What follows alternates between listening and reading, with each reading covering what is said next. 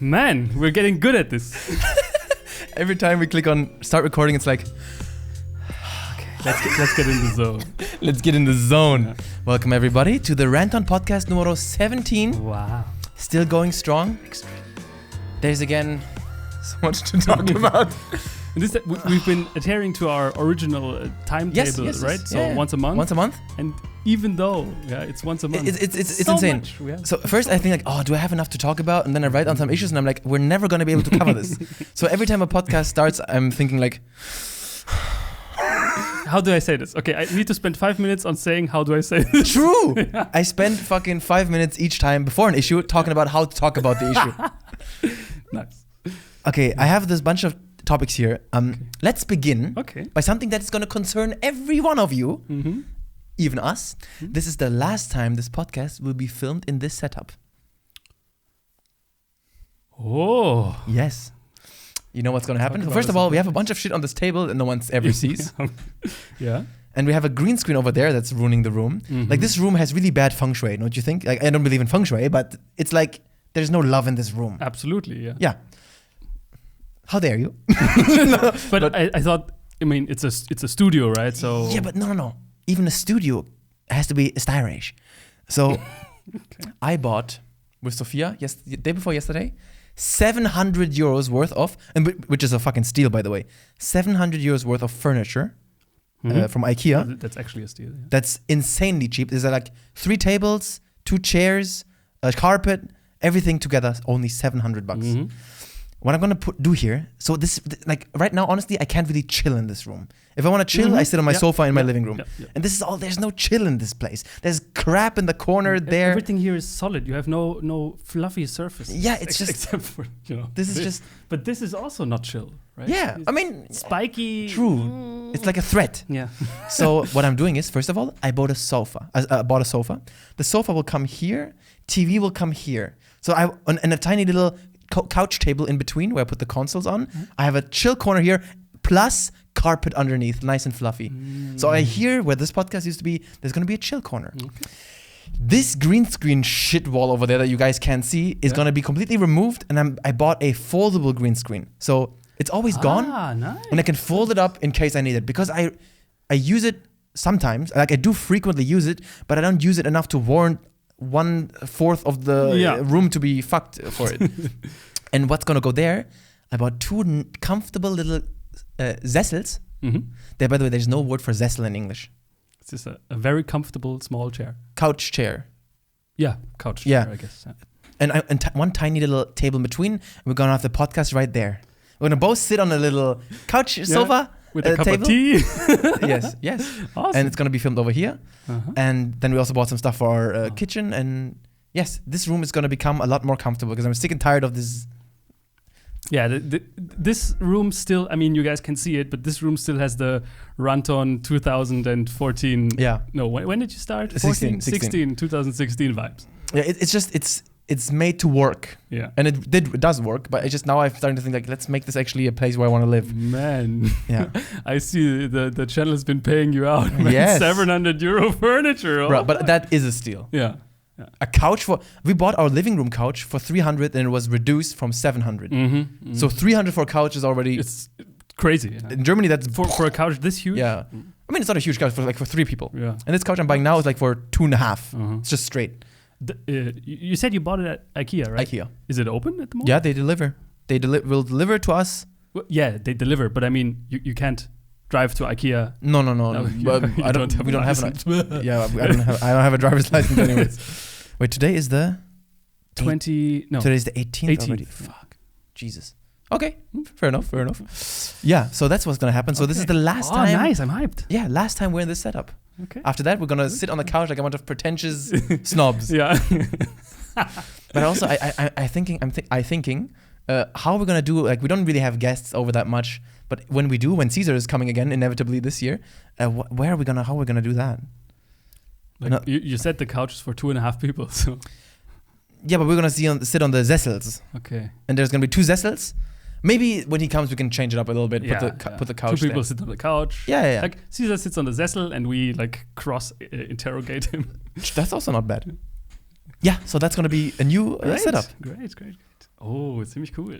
Yes, very nice. I'm hyped for this. The furniture is coming next week, and yeah. Next up, I'm scared I won't get to everything, so that's why I'm rapid firing through these things. What I like to do on the podcast is I like to talk about the past videos a little bit and the fallout from those videos and what do you think and stuff like that. That's a good. So choice, I want to do that now. So Doom. Okay. Doom Eternal. Doom Eternal. Yeah. Finished? I finished it. Yeah. On I really wanted. Okay. There's a small little story of Doom Eternal. You asked me at one point. Yeah, you're playing Doom Eternal. I'm like, yeah, it's a great game. And you asked, on what difficulty am I playing? Yeah. And honestly, I was so far into the game, and you can't change the difficulty during a run. I forgot it. Mm-hmm. But I remembered, the game is actually pretty fucking hard. Yes. And I remember I had something, like, the difficulty I chose was something with Ultra. Then it's not the hardest. So, and then I said to you, yeah, I'm of course playing on Ultra Nightmare. And you were like, okay, yeah. But then I finished the game and I realized, congratulations, you finished the game on Ultra Violence, which is like not even the hardest. Yeah, that's a third of the 4. Yeah, and I was so embarrassed. Did you start on the hardest now? I let my head hang in shame for a few days, and then I rushed through the hardest difficulty. But new save, like completely new? Completely new save on Nightmare. Because above Nightmare, there's Ultra Nightmare, but that's the same. That's insta death. No. The Ultra Nightmare is the same as Nightmare, same difficulty. You just have 1 life for the entire campaign. Once you die. But you hate that permadeath kind of stuff. Exactly. So that's why I'm not playing on Ultra Nightmare, just on Nightmare. Okay. And I'm almost done with that one. What would you say? Final rating for you? So,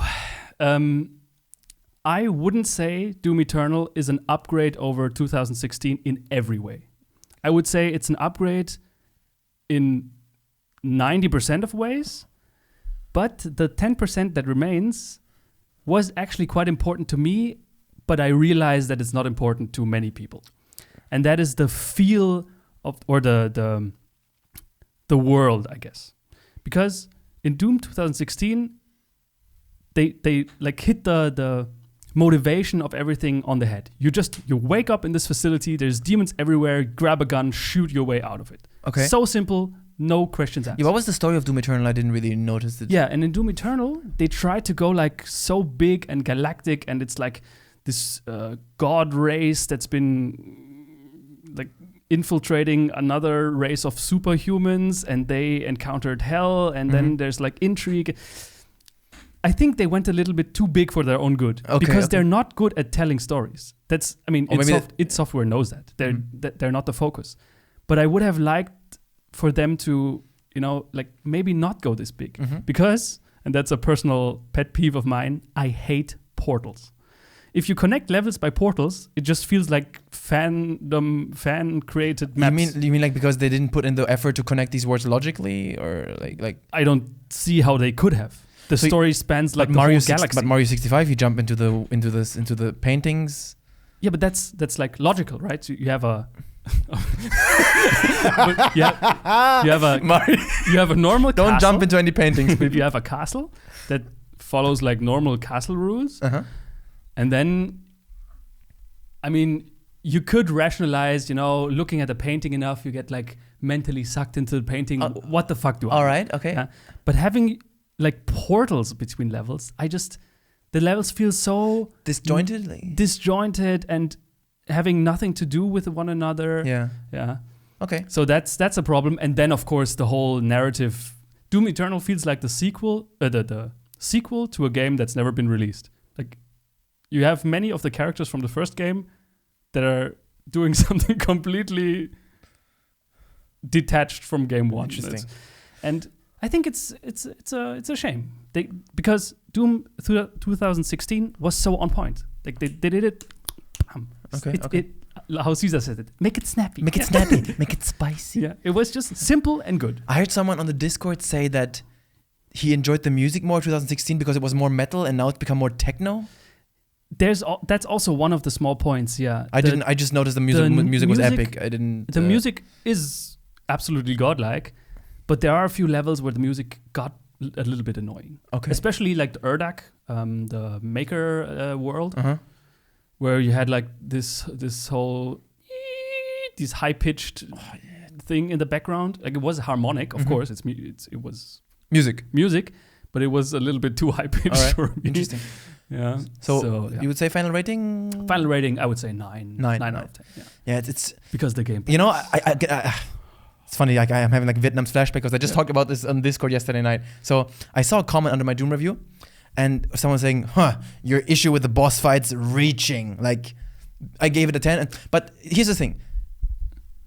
First of all, that's absolutely fair if it's reaching for you, if you don't care. Like I always say, that's absolutely fine. That's my issue.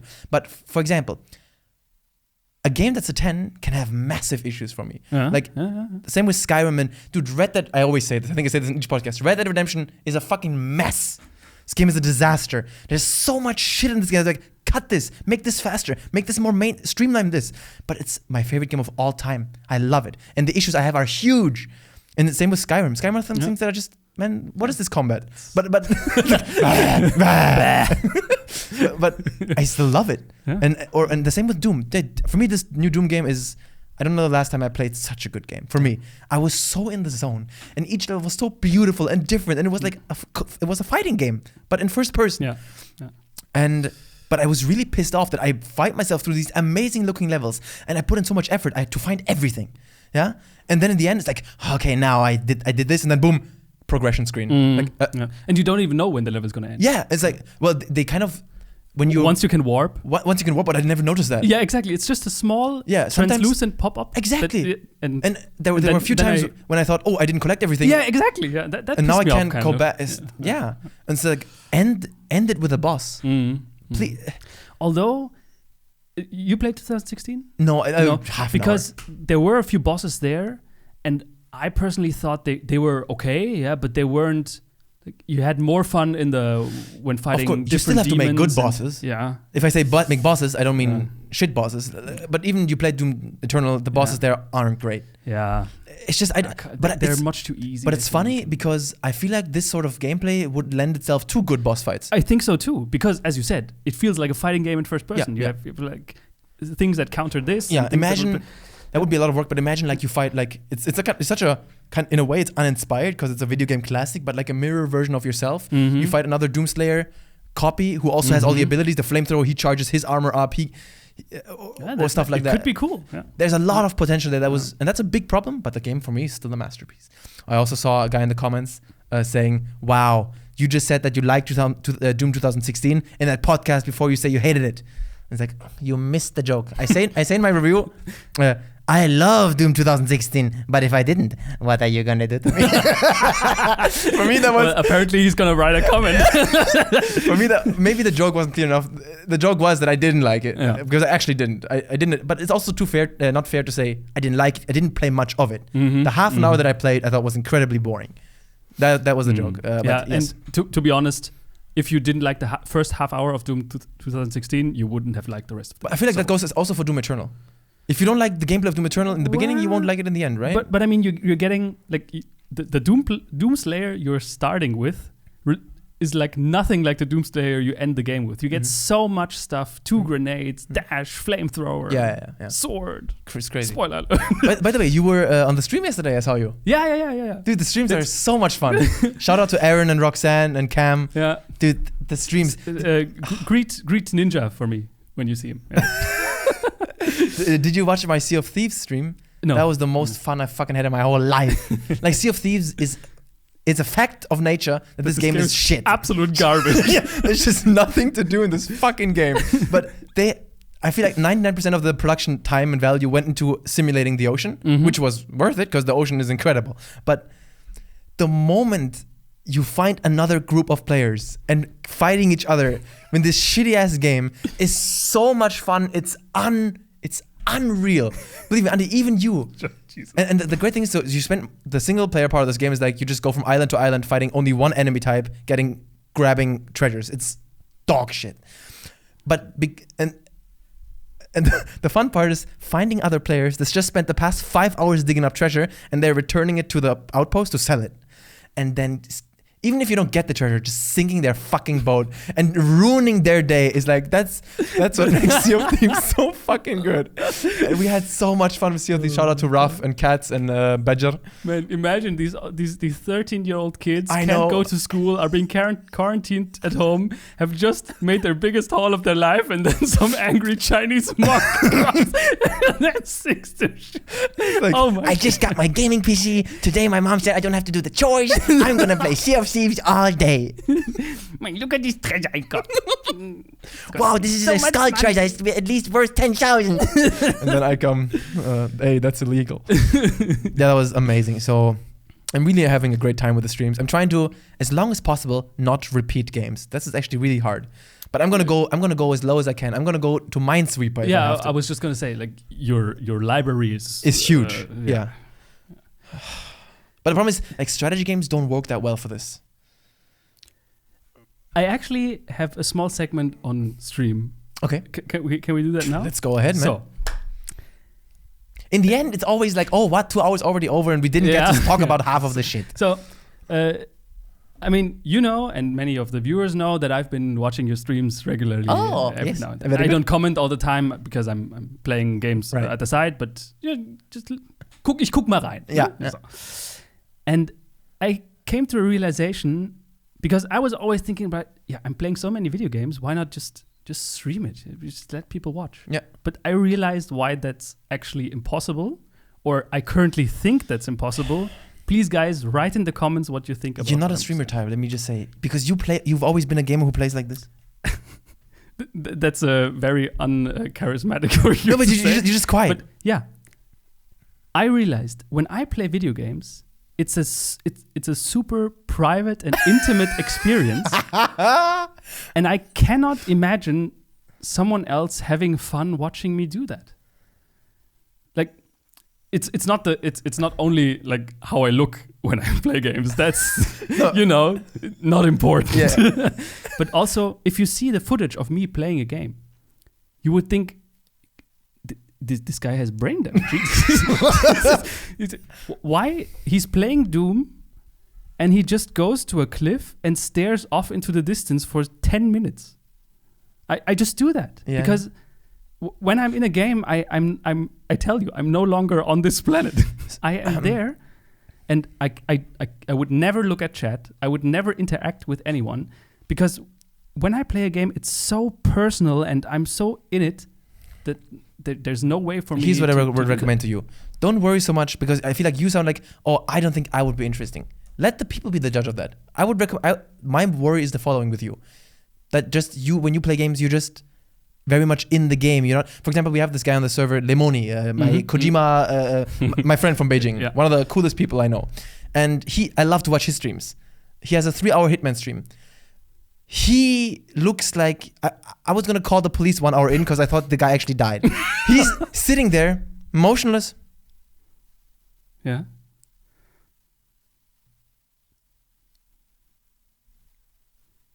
That's 3 hours. And yeah, but okay, that's another question. Are you watching the person or the game? Both. I watch him because I like him, and even if he just gives me a single, then I know, man. Then I'm like, he just enjoyed that. He just enjoyed that because he doesn't show his emotions. He just sits there quietly. He's very active in chat, but he just doesn't say a word. So what I would recommend to you is, because I also didn't think that streaming would work for me, and I'm just doing it like a little bit on the side, but cut out maybe a small part of your day, a segment. You say like, oh, I will stream 1 hour each day of this game, and then just do it. And then while you do this, get into the state of mind of like, I'm streaming now. And then just doing this hour, maybe behave a bit different. Like, I don't know, just describe what you see or just try it. Like you have nothing to lose.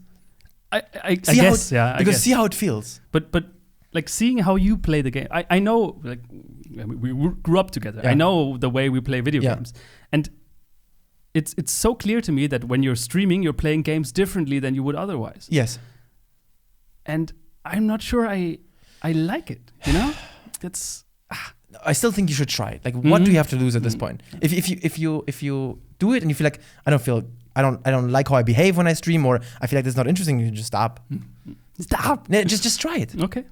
And maybe because trust me, when you start streaming, it's kind of a cool feeling to have the number pop up like 10 people are watching, and you're like, hey, hello. That's a feeling. I think it's amazing. Yeah. Even making a comment on your stream and people saying, "Oh, Andi is here." It's like, hello. I would recommend that you just try it out. And if someone, do you have 2 screens or 1 screen? 2. Perfect. Yeah. You have this game on one, chat on other, and most people watch streams anyways while they're chilling. Okay. And maybe they have some questions about physics or whatever, and then you can just. I think you should try it. All right. Just try it. If it's not for you, just stop. I'm gonna go on the Discord in the next few days and talk a little bit more about it. But there's no self-promotion on my Discord, so sucks to be you. Ironing out the details and then we'll see. Perfect. Yeah. I think to people would anonymous stream. But what do you stream most? You would stream mostly Path of Exile and probably. Yeah. Or a little bit Magic Arena. Yeah. You see? Stuff. I think that's fine. Next up. You're taught by a Shaolin monk is the equivalent of saying the elephant in the room. In other words, it's the Knight of the Round Table of the room. This has become a bit of a meme on my Discord too. Like the Templar in the room. Jeez. You're the Knight of the Round Table in the room. Oh, a bit of a backstory about what did you think about this video? So I didn't do him the courtesy of watching his video. I just watched your reaction video, and I don't know if you can bear it, but I think cringe gives me physical pain, so I try to avoid it as best I can. Yes. But that video, I just powered through, and oh my god, I hate to say this. Here in Germany, we're very empfindlich, very sensitive to saying stuff about other countries. But the only country where it's okay in Germany to openly mock and say that they are all retarded is the United States. And I always thought that was kind of dumb. Yeah. But then videos like this pop up, and I think, okay, Andi, stop generalizing. Stop. This is not America. This is not America. But how do these videos always come? Listen, the funny thing is, this channel that he appeared on, Vlad TV, I just saw another video that popped up where a guy was spreading 5G conspiracy theory. I don't even want to say... Let's not go there. What? Don't give these people a platform. Okay, whatever. So, the problem, like Michael J. White, I saw some really... Oh, God. Where to begin with this? I tweeted this out also. What is it about content, about martial arts? I mean, this is the reason why I stopped making Shaolin videos. Martial arts content attracts the most toxic retards on this planet. I think the only content that is more toxic is obviously political content.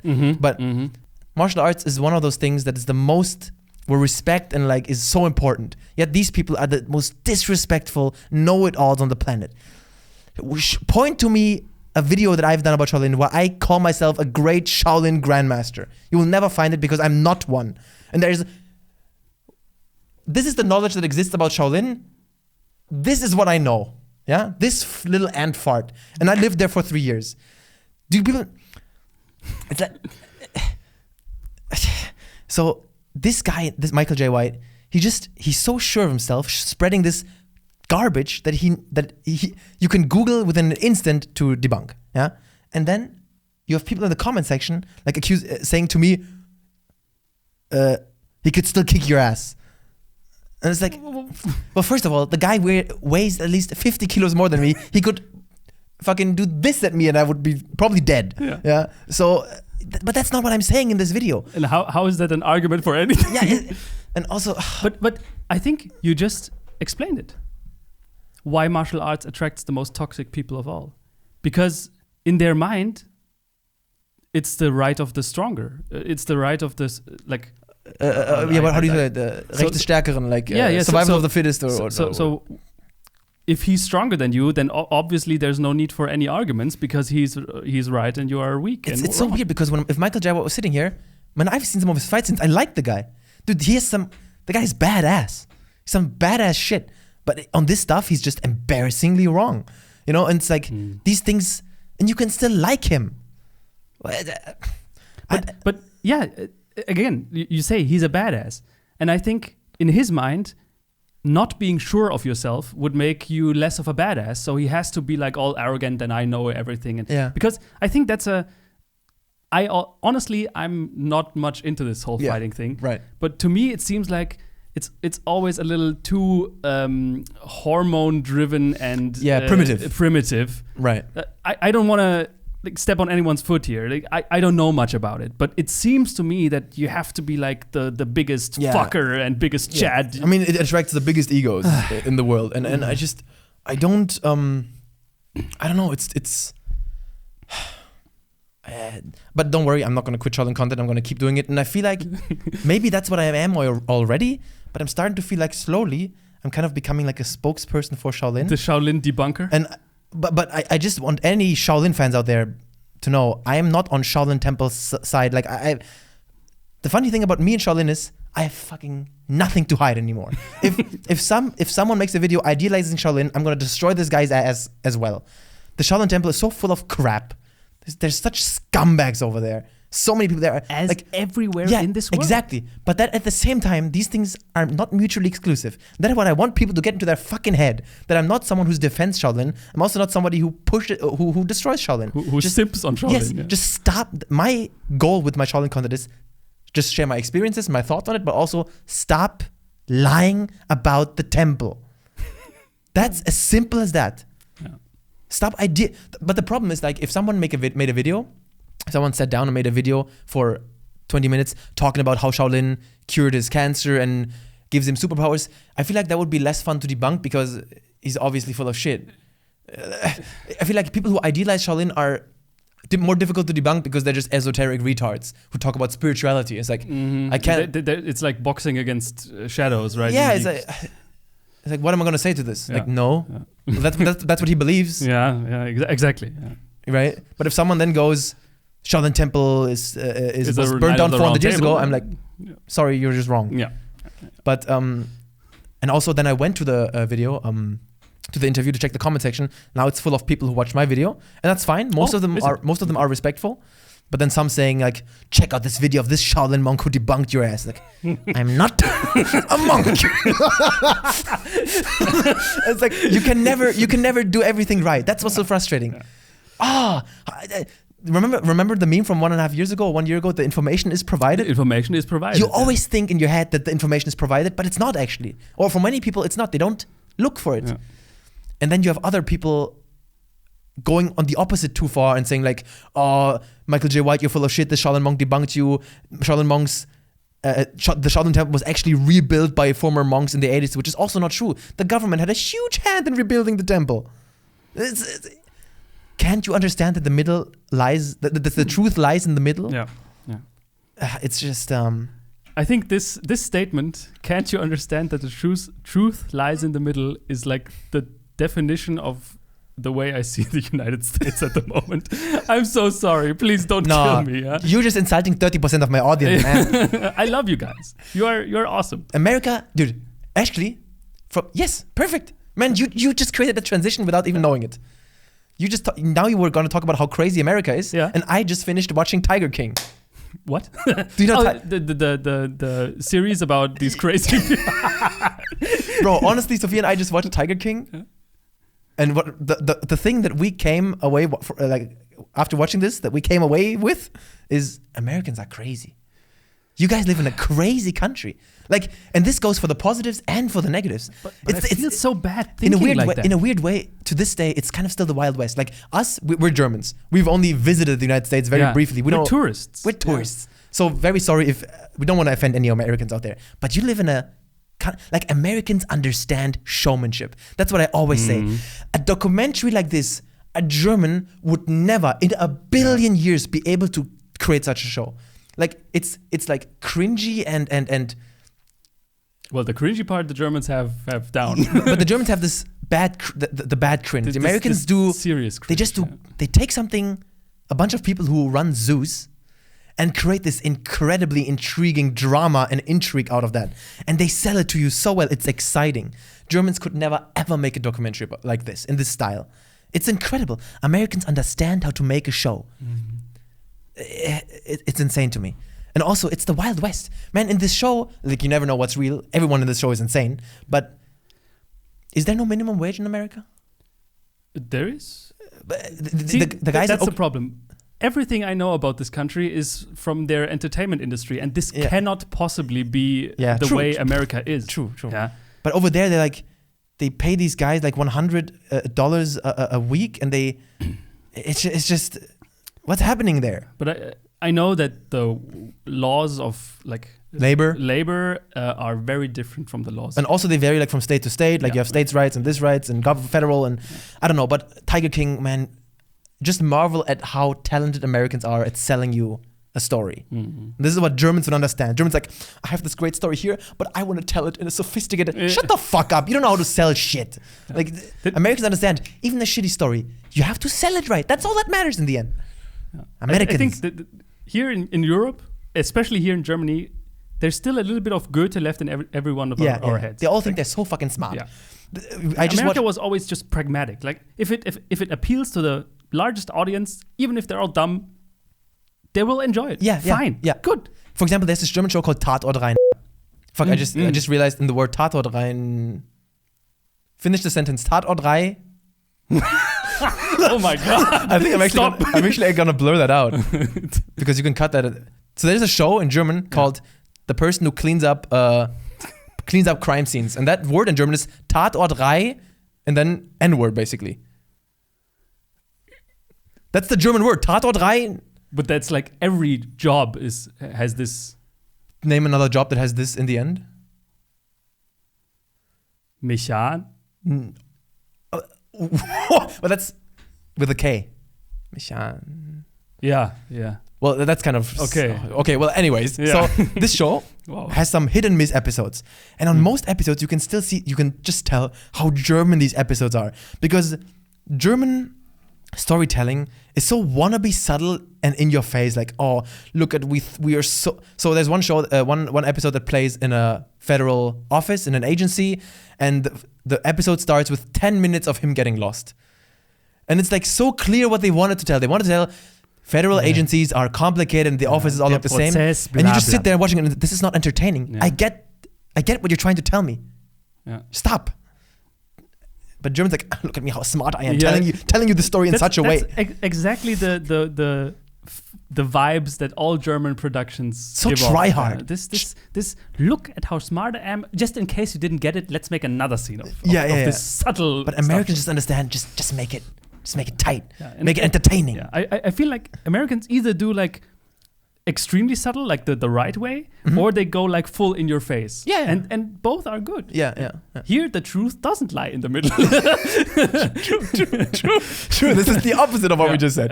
Well, anyway, I would recommend Tiger King only if you just watch the first episode. You get to see a shit ton of tigers and lions, and these people are just crazy people. But crazy people. Yeah. It's an interesting show, very interesting. And Trump is actually thinking about pardoning this guy because in the end, he gets a prison sentence for 22 years for ordering to kill the owner of another park. I don't know what's real anymore. Well, anyways. Where were we before we drifted off? No, we were talking about America and like... Jay White and... Michael Jai White. So I think this is enough I have to say about this whole Michael Jai White thing. Yeah. I was hoping that he would respond. Not because I wanted to make another video, but I just want to see how his ego would react. That's what I was interested to see. Would he be like, who is this guy? Blah, blah, blah. You think you're so smart? Blah, blah. Like that? Or would he be like, oh, interesting, I didn't know that. Or react in a nice way. If anything, he would not publicly admit to a mistake because that's not something that anyone does. But the problem is, the reason why he can't publicly admit it is because how sure he was in the interviews. Exactly, yeah. If he was in the interviews like, here's how I think it went down. The temple burned down 400 years ago. Then maybe he would be like, sorry, man, I was wrong. But because he was like, listen to me. This is just the truth. Yeah. You can Google this. Yeah. It's like, that's embarrassing for him. Too bad. It is what it is. I think he probably saw the video. He probably got it sent to him. Possibly. You said that the comment section is full of people who watched your videos. So Yeah. And also, at the end of the day, he knows now. So he's not going to say that shit again. And I hope. Challenge accepted. So that's good. Next, what do you think about rollerblading? Oh, I saw. By the way, why the fuck do we have all this protective gear in the house? What did we do when we were kids? You don't remember? I didn't do skateboards. So you did skateboarding a little bit. no. Our loving parents realized one day that we've been sitting around, becoming like the gamer zombies and playing video games all day, and they wanted us to do something outside. I mean, you know me, I was like dangerously unsporty, and you like went out to Play football. play football every now and then. But you know, our parents wanted us to like have fun outside, yeah, like good parents do. And so they bought us, each one of us, we got a full set of protective gear for Roller? like, here and Knieschoner and stuff. Yeah, like basically, yeah. For what? Do you rollerblades? I didn't have rollerblades. We had. I never tried rollerblades in my life. You also didn't have roller. We didn't Well, have I was skateboarding a little bit. My theory right now is that didn't we have roller? Remember what do you call these? Yeah, we also. What had, do you call them in English? Scooters. Yeah. But no, scooter is with electricity. What these things that kids have, where you with one foot on the scooter and the other one you do with the foot like. We had these. Yeah. Is that what we got the protective gear for? I don't think so. Bro, we did not rollerblade. Possibly, yeah. We each one got one of these rollers. Scooters. But we did not rollerblade. We had rollerblade. Did you rollerblade before? Once or twice. But I think they were just lended. Borrowed, yeah. Dude, this is so weird. But anyways, we have this, and Sophie and I ordered rollerblades. Oh. And the first day, I fucking fell on my ass. It was insanely bad. And yesterday, we went outside twice, and bro, now I can already kind of. It's so much fun. Okay. It's so much fun. And the reason what sparked this is that Sophie and I went for a walk a week ago. We went to to the forest and everything, and we walked for 1 hour, and we didn't get very far. And we realized. Yeah. Wouldn't it be cool if we could go for walks, but just get further? How do we do that? And then we realized rollerblades. No, but the thing about a bicycle is like you're still always tied to it. You're always tied to a bicycle, and you're not really also. You're just sitting there. You're not. The point of going for a walk is just standing up and moving your whole body. Yeah. We want to walk. And so how do we walk fast without running? Okay.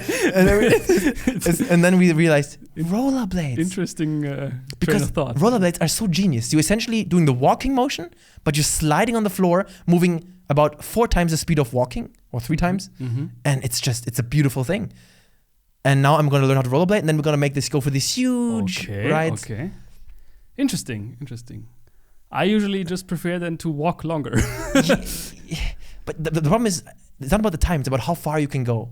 Yeah. Because you just can't get very far with going for a walk. Then you have to walk for 4 or 5 hours. I see what you mean. We want to get a bit further, go maybe to another village or something. And with rollerblades, you can really. Yeah. I have this thing called car for that. True, yeah. But yeah, rollerblades, man, I'm so excited. I see what you mean. Okay. Actually, after this podcast, Sophia and I are going to go out and do some more rollerblading. Awesome. It's okay. Amazing. I can already tell you now that rollerblading, just as ice skating, is something that's. I have this primal feeling of this is not okay. I cannot not stand stably on my 2 feet. Yeah. To be honest, I feel with ice skating, I feel the same because ice skating, I just have this phobia of falling on my hand. And then someone stop. Nah, fuck that shit. Never, ever. Yeah. How does that not happen every day 100 times? Exactly. Fuck that shit. But yeah, I'm really hyped about rollerblading. And I just wanted to share this with the world. I actually filmed the vlog. And in all the footage, I just end up falling down 100 times and being really angry. Make the Anton falling down compilation. No, and I realized, that's not a good vlog. It's really sad because I wanted to make one more video before this podcast, produce one more thing. I tried to do like a Trevor James parody video. That's a good idea on paper, but I just ended up not fully producing it. I filmed it, but didn't produce it. Then a vlog, filmed it, didn't produce it. It's just... I can already feel the 要求, the Anspruch increasing again. But you know what? Honestly, with this comeback, I created 3 new things, and I should be very happy. I created regular Shaolin content. I created Ranton Remembers, which is amazing, and I started streaming. Yeah. And I think that's great. Yeah. There's one last possibility that I'm trying to explore right now, and I want to get your opinion. Okay. What do you think, you and the audience, about Lego content? Bold choice. So with Lego content, I assume you mean unboxing and building assembling. a Lego. Okay.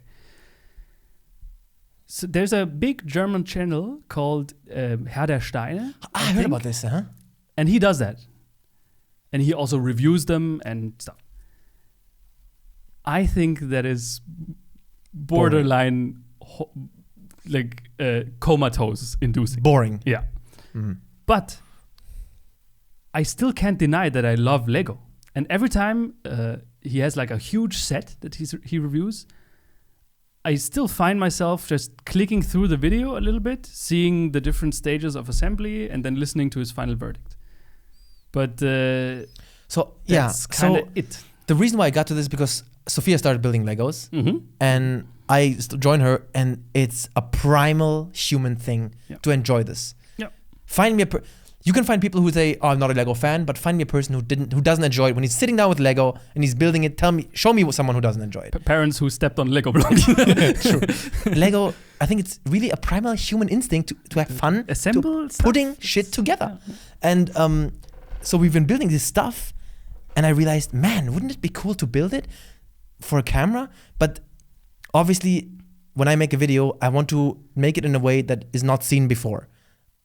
Add something to these videos that is interesting. The MLG Lego assembly montage. Yes. Something, or talk about something. With every stone, you get like this Call of Duty damage.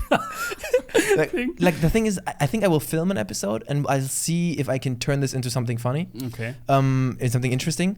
But I can't guarantee that something will come up, because if there's one thing that my videos, they have to be content that you don't see otherwise. Yeah. Or maybe I should talk about movies while I do. I don't know. But right now I'm thinking, is there even an audience for that? That's my problem right now. Well, the channel is pretty big, but it's one of the only of its kind. And you always can get an estimation about how big the audience is with how many channels do the same thing. I look for Lego content, and most of it is like really low budget shit. But I mean, I'm low budget too, but they look like they don't know what they're doing. I also don't know what I'm doing. It's difficult, but maybe I can put a twist on this. Yeah. I haven't seen any Lego video that lives off the personality building it. But we'll see, because I have such a personality. You're digging yourself out. The content is dead on arrival. Yo, honestly, I didn't think I could make a funny video out of me unpacking a Russian MRE, but that video is one of my favorites. That turned out pretty good. That turned out very well. So that is that. But the reason why I'm so hesitating with this is Legos are expensive.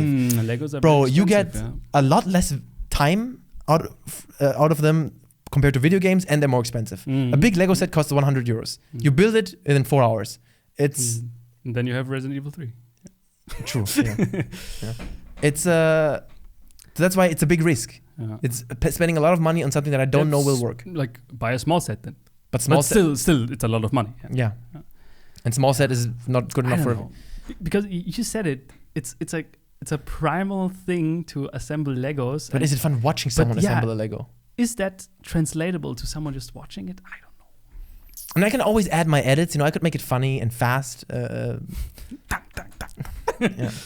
Yeah. I'm not against it. I know of your skill in video producing. I think you could make it good, but I think it would be hard. Yeah. Oh. We'll see. I'll think about something. Yeah. But right now I'm writing my Resident Evil 3 review. I'll have to do 2 things in After Effects, which I'm really fucking nervous about. Wait, I like you said that on the stream yesterday, and I didn't get it. So what is After Effects? There's the program that I use for editing. Is Premiere Pro. It's a software for Adobe that you use for editing videos. And then there's a software called After Effects. After Effects is made for special effects. I don't do special. They have a program specialized in special effects. Adobe Creative Cloud. They have like 50 different softwares. Oh, okay. And I have no idea how to use the software. I know nothing about After Effects. I open it up and I don't understand what I'm seeing. I found 2 tutorials for the things that I want to do in my next review. I hope it'll work, but this is gonna be a big thing. And I'm also kind of but the Resident Evil 3 review that I've written right now is so crazy and so good. It's and I always hesitate to say this because then people will end up being disappointed. No one's ever. Come on, no one's ever disappointed in your video. It's just it has to end up the way I think, the way I hope. But the review isn't finished. I still have to put some things together. I can actually imagine I will get some hate for this review because my opinion on Resident Evil 3 is that's what makes a good review.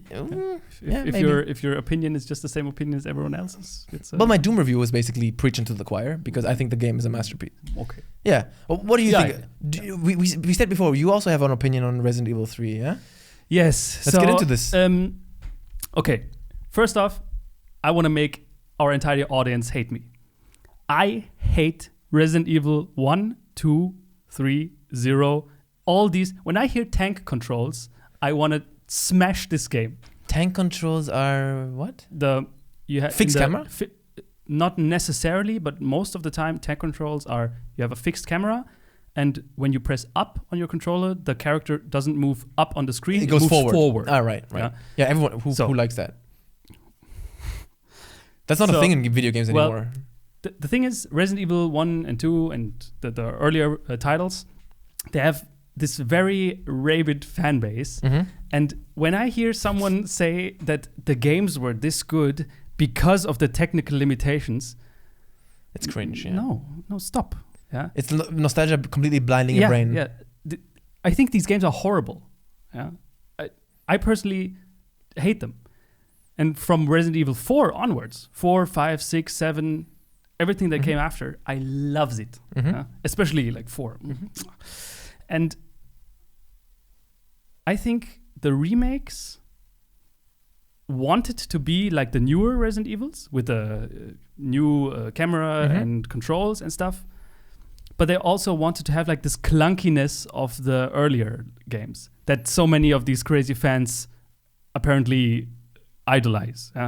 So being slow and not having a dodge or something and just your character feeling like a block. And I think that's very no good. But Resident Evil 2 worked. The remake. Yeah, it worked like that. It was still Resident Evil. It was basically a good remake because it was basically the clunkiness of the first games, but with better controls. Yeah. And it worked. And now in Resident Evil 3, you have this dodge. God. Don't not get me started. You had this dodge in Resident Evil, the old Resident Evil 3, Nemesis.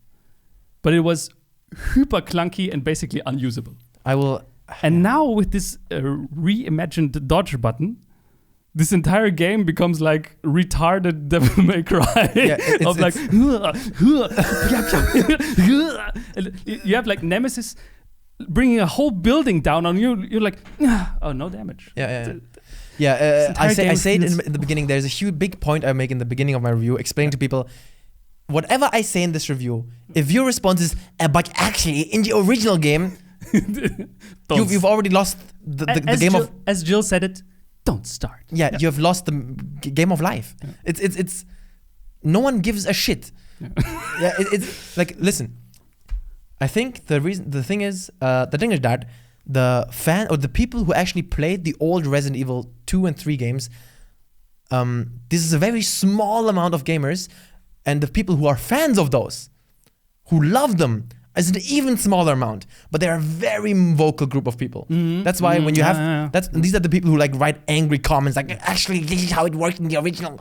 Resident Evil 2 was a milestone back in the day. It was considered a great game. Yeah. And a lot of people played it. But Resident Evil 3 was already back then not as big of a deal. So the Resident Evil 3 fanatic fans are going to be even less, and they're going to be even more fanatic because they're an even smaller group.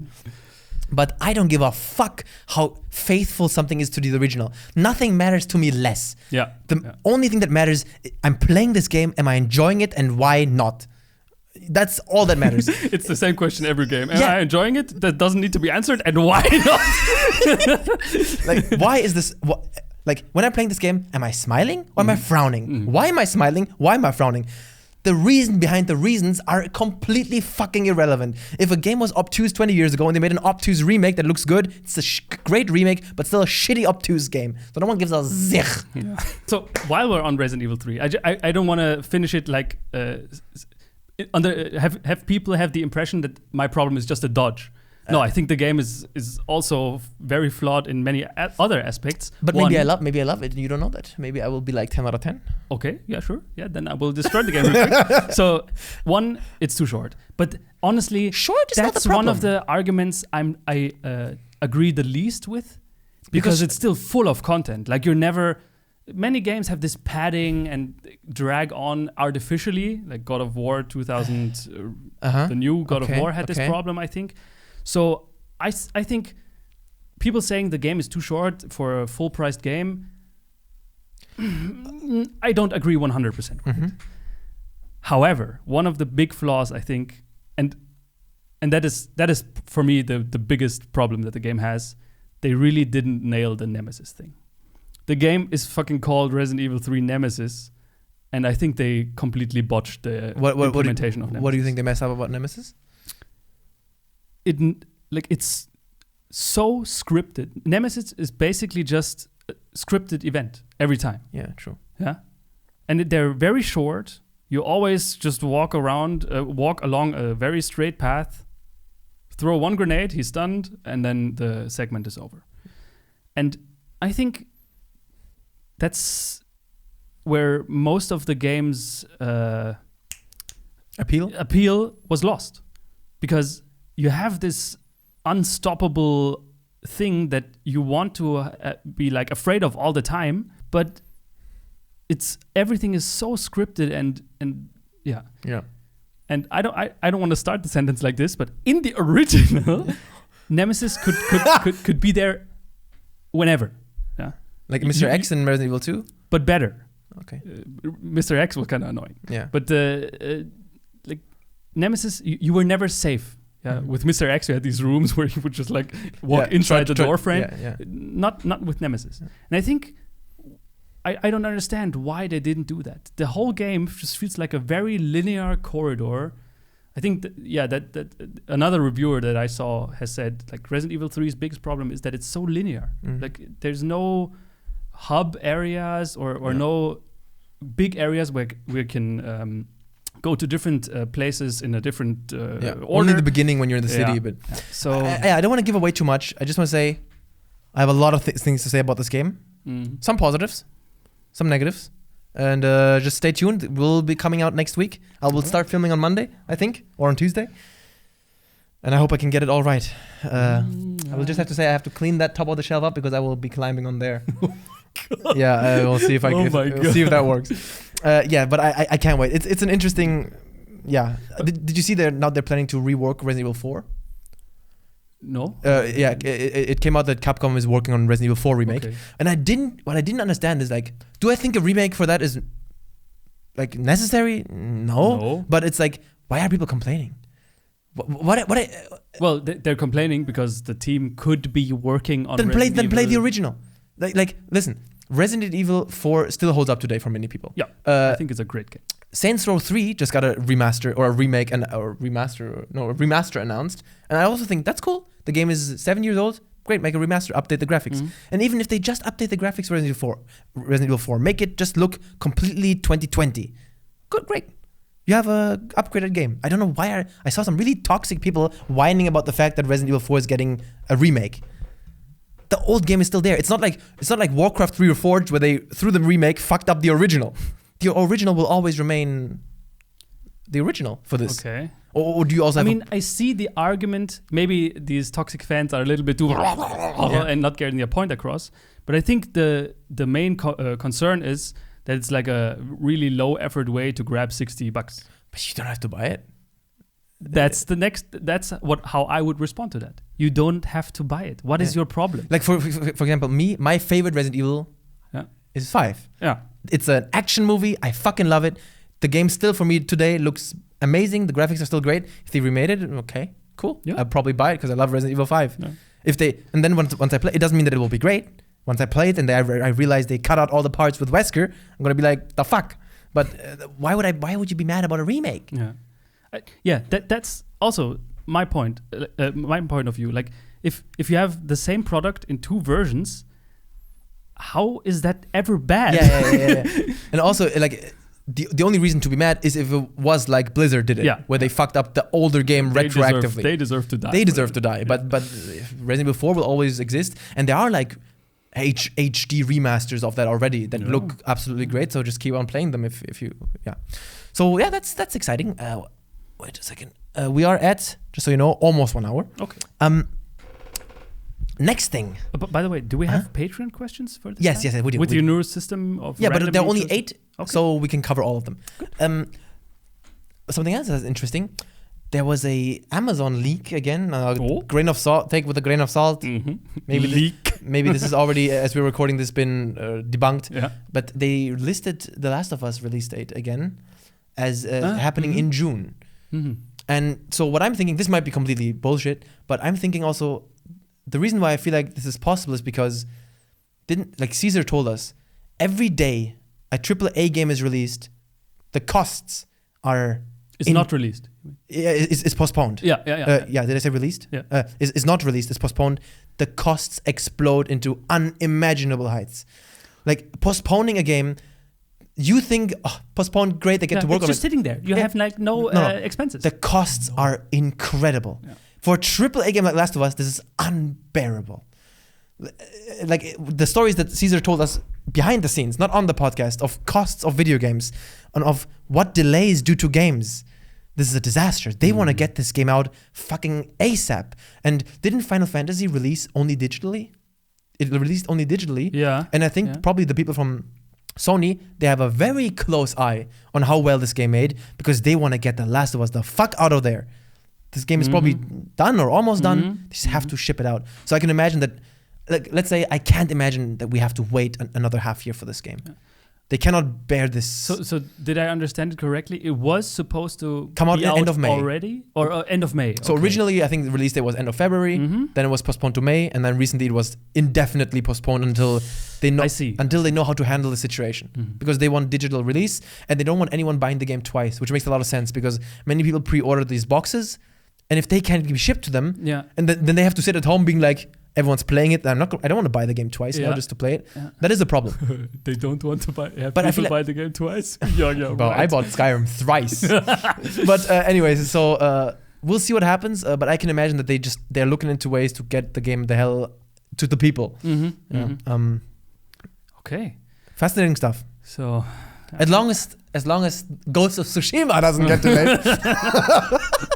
Can you tell me why Ghost of Tsushima looks so great? Stop with that. Okay. I'm actually a little bit excited for The Last of Us 2. I'm not hyped. I don't think it was necessary to make a sequel there. Yeah, me neither.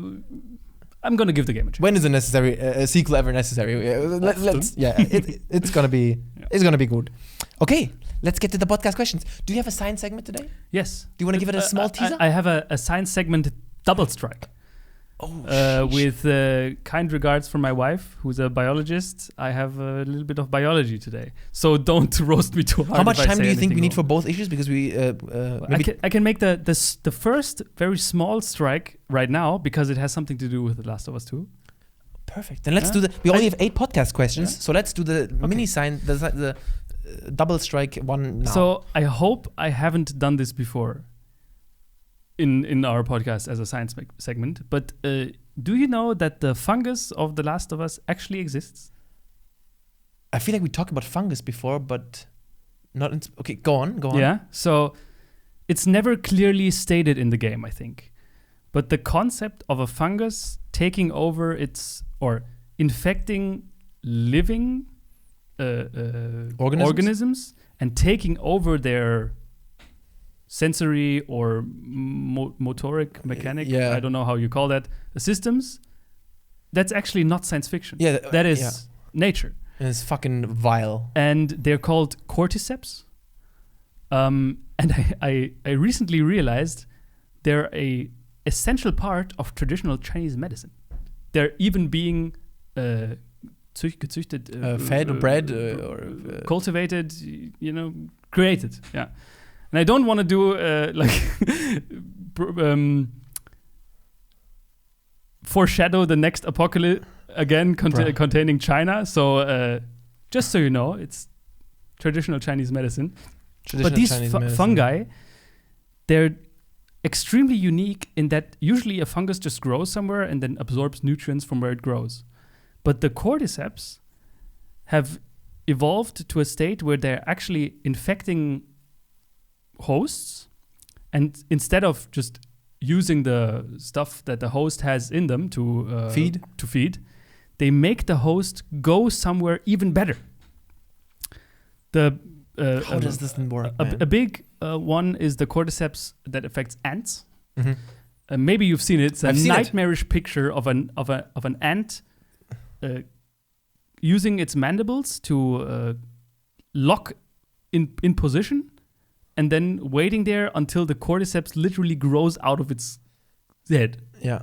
You have like this fungus growing out of the head of the ant. And so the fungus is so specialized, and I think it's one of the magics of evolution theory. Like, the fungus is so specialized because overtaking a brain is not like simply overtaking a brain. Yeah. A brain is made out of billions of neurons. But an ant brain. So why does this not happen for humans and only for insects? Because of course an ant brain is very small. It's nothing near our number of neurons, basically, and therefore, maybe through enough time and enough iterations and mutations, a fungus was able to develop perfect key. The perfect key to basically infect the brain of an ant and shut down its immune system so the fungus doesn't get killed, and take over the motorics. So I saw a video about this in a nature documentary where ants are also now over time have been able to detect ants who have it, and kill them, and they drag them away. They throw them away as far away as possible. Nature never stays still, of course, but this fungus, and it's actually not the only life form that does the taking control of a host and then forcing the host to do things. There's also, it gets even weirder, there's a parasite that can infect snails, and that's like where shit gets really science fiction and horror mode. Just Google parasite infecting snail. If you Google this and you go to images, I guarantee you it will be in at least one of your next nightmares.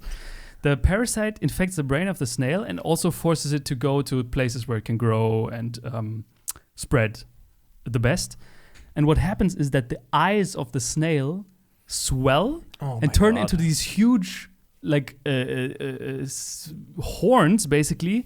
But you know how a snail looks. Its skin is translucent. So inside of these horns, you have like the parasite doing like these oscillating motions, and it looks like hypno eyes. What?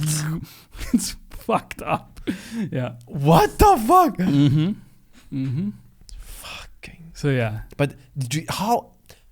Over millions and millions of years, this parasite was able to adapt itself to perfectly control the ant / the other parasite, the snail. But like you said, our brains are so complex. Do you think something like The Last of Us is ever maybe possible? No, I personally think, because I mean, there's a reason why it only affects the smallest of the smallest. Even like a praying mantis would already not be able to be controlled. All insects are so small, and their brain is made out of so few neurons that maybe for insects. I saw a praying mantis being killed by a fungi, but then he just died and it grew out of his head. But exactly. He didn't control him. That's the point. Like a fungi that infects a fungi can. There's probably a fungi for every living thing on this planet. But just having a fungi grow on you and then absorb nutrients from you, that's simple. Having like a fungi that controls the brain, that is where the real craziness happens. Yeah. Fuck. A fungus. Fungi are scary. Yeah. Like I saw this like not stop motion, like a time lapse of this thing growing out of the praying mantis's head, and it goes higher and higher. It's like, oh my God. Imagine dying. Something's growing in you, popping out. It's. I mean, the poor ants, they're not like dead. I mean, they're. I don't want to go into this. The animals have consciousness and everything, but the ant is just her motorics being controlled, not her behavior. So I would assume that the ant is still wanting to do something else. How does the fungus control the I mean, there are experiments. Do you know that people with open brain surgery, if the surgeon accidentally touches certain parts of the brain, they will have like reflexes? Yeah, like on frogs. It's this. That's the mechanic that the fungi use. Incredible. But they don't use it chaotically, so it's spasms, but it's like movement. Do they walk weird? They walk very weird, and I think that's how other ants notice them. Yeah. Incredible. So yeah, man, nature is fucked. I would like to talk to a biologist about your wife, basically. Mm-hmm. How realistic is the idea of zombies? Because I think that one of the reasons why zombies are so cool, such a mainstream phenomenon, that's so interesting, is because they're not that absurd to us. No, right? Let's be real. Well, yeah. They're not that absurd. They are absurd, but they're not that absurd. They're essentially a disease that makes human beings go so crazy that we attack each other. That's the bottom line of zombies. Yeah. Not necessarily eat. Yeah. We go so crazy that we start to attack and maybe bite each other. Yeah. That is, like, we can kind of imagine that being the case. But that's rabies not are the tollwood. That's not a biology problem, right? That's a sociological thing. Like people going crazy and attacking each other. Well, right. that happens already, true. But have you talked to Sabrina about this ever? If she could imagine a virus that could turn people into quasi-zombies? What does she think? I mean, my wife and I came to this conclusion that there are life forms on this planet overtaking other life forms. So, I mean, it's currently just happening on the smallest of scales. And I personally think it's improbable, impossible, for that to happen to more complex life forms. But it seems in my head to be just a small step. So, yeah. Right. All it takes is one meteor to crush into our planet who has some weird ass shit on it. Yeah. But so if a bag of marbles. I think the Do you remember marble? The theory of the meteor crashing in and having some foreign thing. I think War of the Worlds made that perfectly clear that our planet is so fucking hostile to anything. Yeah. I think I pity the invaders. It's funny with War of the World. The more I got older and wiser, the more I kind of liked that ending. I love it. As a kid, I hated it. Yeah. I mean, this movie is 16 years old, so we're just gonna spoil the ending. And also, the movie is great. I like the movie for the movie, not for the ending. Mm-hmm. But so aliens invade the Earth, and they kill. Basically, human beings are getting extinct if this continues. And they have no chance. And then on some day, the aliens they die, and a lot of them leave. Yeah. They leave or they die, and everyone's like, "The fuck." And they just got killed by the bacteria here. Mm. Yeah. They couldn't handle it. The bacteria. And they're like, we gotta the fuck out of here. And as a kid, like, I want action. I want like, they're gonna fight the aliens. And that was so lame. I was always so mad at this movie because I loved it and it just ends like that. But the more I watch, I'm like, this is just such a cool ending. Because most alien movies or like zombie movies, the main characters are people who to some extent can do something. Like World War Z, the guy's like a scientist who goes to the laboratory. Yeah. The main characters are people who are working on a cure, who like follow this conspiracy. But War of the Worlds is not that. Yeah. It literally follows the story of a single dad, a mechanic who's just as helpless as everyone else. Who's helpless and is just fucking escaping. It's just trying to with his kids. Yeah. And you feel so sorry for the guy. And the things that happen around it, he's just experiencing it just like us. I think War of the Worlds is an absolute masterpiece. Yeah, I love that movie. I love it so much. Yeah. And also the way it starts. And Steven Spielberg is like god of movie making, man. Mm-hmm. The flying cars. I think that's a approach to like world apocalypse scenarios that is taken much too rarely. Mm-hmm. With the like it's. I personally hate when it's always like, but if we all band together, we can overcome this. Mm-hmm. Well, then it's not a fucking apocalypse if you can overcome it. The end of the world is an inevitable end of the world. Like I want movies to portray this hopelessness and this helplessness of everyone, because otherwise, it's just like Armageddon. Yeah, it's although Armageddon was kind of fun. You have to pay this big invoice here, and if you all band together, you can pay the big invoice. So come on. So although I would have liked if War of the Worlds was like a two-parter. Like the first part, they just because I really love that journey of Tom Cruise. Yeah. I don't want that movie to end because it's such a good movie. Yeah, true. Him going from A to B, keep escaping and keep getting out of the situations. Such a great movie, and then it ends. And I'm like, I wish it kept on going for a bit more. But yeah, what a great movie. Can only recommend. Yeah. Okay, now that's fascinating shit, man. Fungi. Awesome. Be worried. No. Okay, no. Don't be Okay. worried. Okay. Podcast questions. There are more worrisome diseases out there. Yes, indeed. Podcast questions. Mac Attack asks, if there was another world war, wow, perfect. Who do you truly think would win, assuming the countries who are allies now are still allies? There is no way we can answer these questions without making a super loaded question. You know what's funny? This question reminds me. When I went to China, to Shaolin, and the kids in the schools, for some reason, when they find out that you're from somewhere else, they are so obsessed. I remember how obsessed they were with asking me the question, if China went to war with America, who would win? Who has the better tanks? Okay, let's say if Russia went to war with America. What do you say if Vietnam went to war with Bangladesh? What if Australia went to war with Namibia? It's like, stop. Who gives a shit? I don't think we can answer this question without... No. We're also not... Sorry, but that's what do you stand to gain from us answering this question? Yeah. Also, I think what kind of question is this even? And also, do you want to know what country has the bigger cock? Why? Yeah, it's kind of cringe. But like the first answer would be like, okay, obviously the country with the biggest military budget or with his allies combined budget. But then I think you just need one guy to drop the bombs. There are countries. Okay, honest answer: World War III, no one wins. Yeah. If it, yeah, exactly. Yeah. Or maybe all the atom bombs, no one actually had any. They're just empty shells. Like, all right, we're gonna drop the bombs. Yeah, we're gonna drop the bombs. China's like, wait, we're gonna drop the bombs. No, okay, I'm pressing it. They're in a live Zoom meeting, and everyone is like, I'm telling you. All the atomic powers in the country are in a big Zoom meeting. Everyone's like, I'm about to press it. I swear I will press it. Like, okay. Banjo, I tell you, I press this button now. I will press it. And then they all press it and nothing happens. And they all just awkwardly look at each other like Linus Tech Tips. I press the button. Oh, fuck. That's beautiful. Okay. Yes. Chris Koff asks, my wife is better than me at Call of Duty Modern Warfare. Is this the end of my gaming career? Simp. It's the end of your marriage, my friend. Well, no, I think that's great. Be proud of your wife. Yeah. Be proud of your wife and never share that information with anyone. Awesome. Is Sabrina good at any game? Better than you? No, better than you. That's obviously no.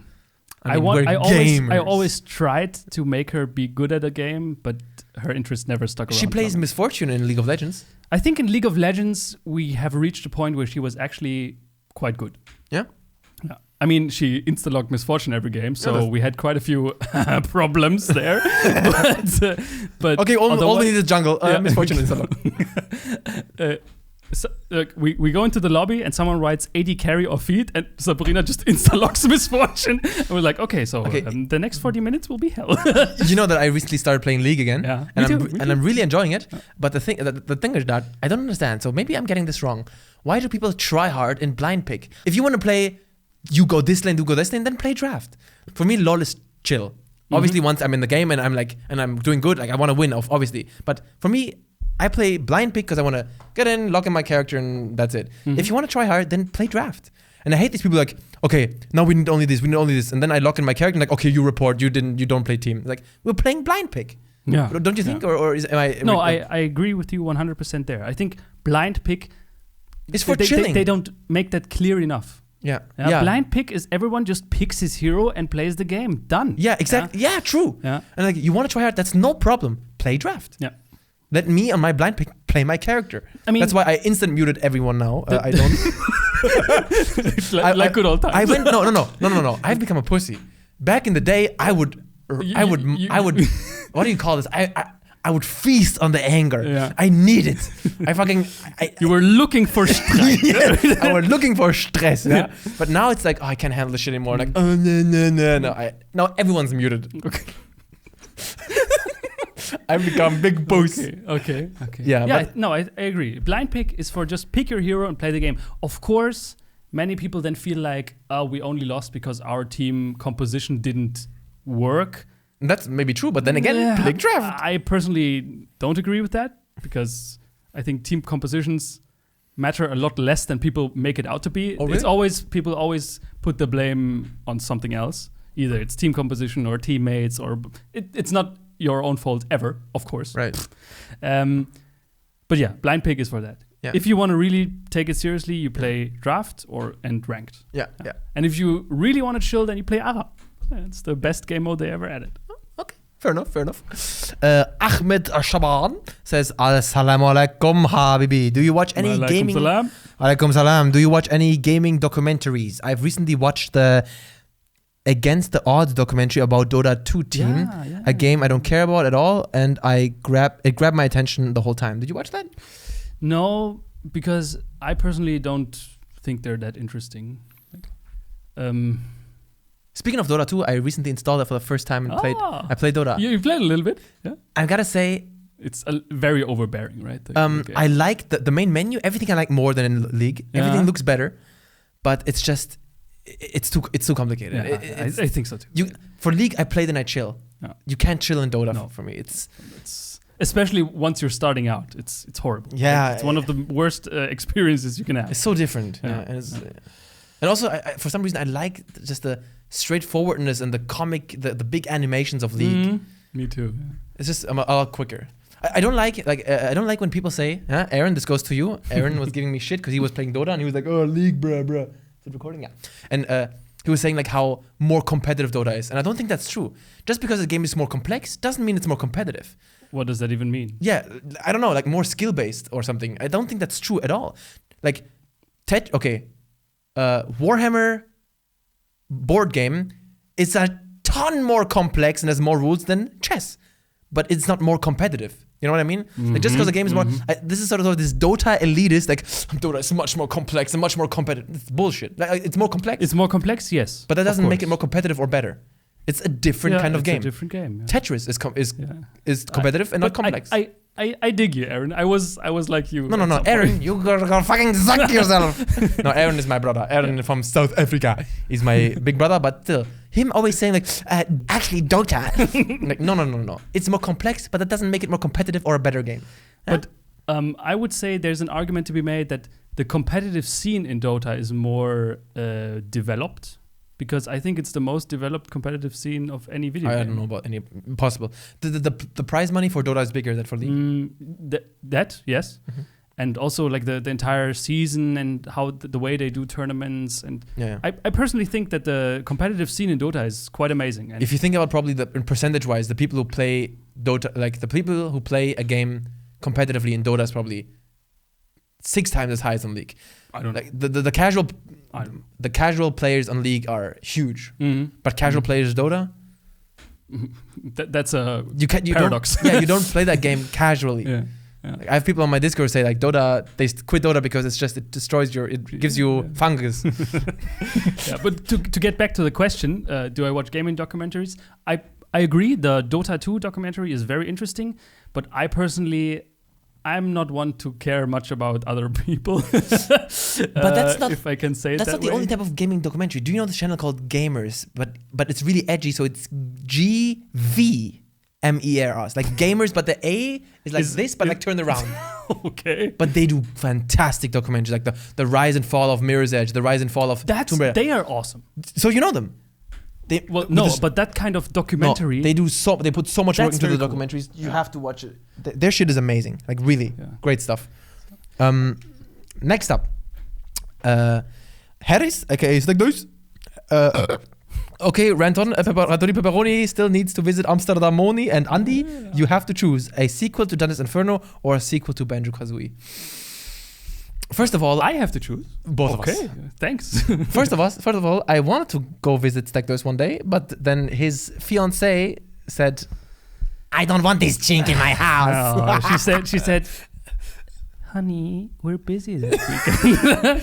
Harris, you fucking cuck. And then Steccdous said, Anton, I'm sorry, but we're busy that weekend. So true. Yeah. Steccdous is my bro. but his He's a wife big simp. stands between us. The love can never be fulfilled. But anyways, Dantes Inferno. I love both of these games, but I would go in this case for Banjo-Kazooie. A sequel to Banjo-Kazooie would be an absolute dream come Have you heard of the game Banjo-Tooie? I mean, A sequel to a sequel to Banjo-Tooie. So a Okay. third Banjo-Kazooie game, obviously. And not fucking nuts and bolts in my anus. Fucking Okay. dog shit. So Scheiße. I personally would answer Dantes Inferno here. Because, as I just said, Banjo-Kazooie has a sequel. It has 2 games. But they're both old. Happy. Imagine a AAA new, No, no. like on a level with Super Mario Galaxy, like a AAA Mario level platformer. Bro, that would be.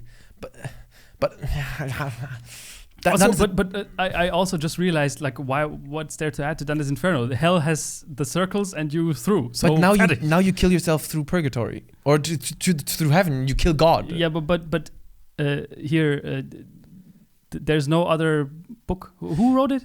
Dante. Dante. Yeah. No, hell is one part of the book.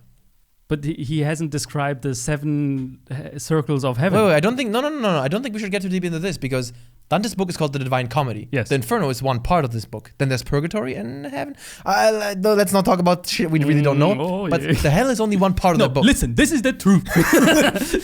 The hell is only one part of that book. I think he described a lot more. But and Dante's Inferno actually ends with to be continued.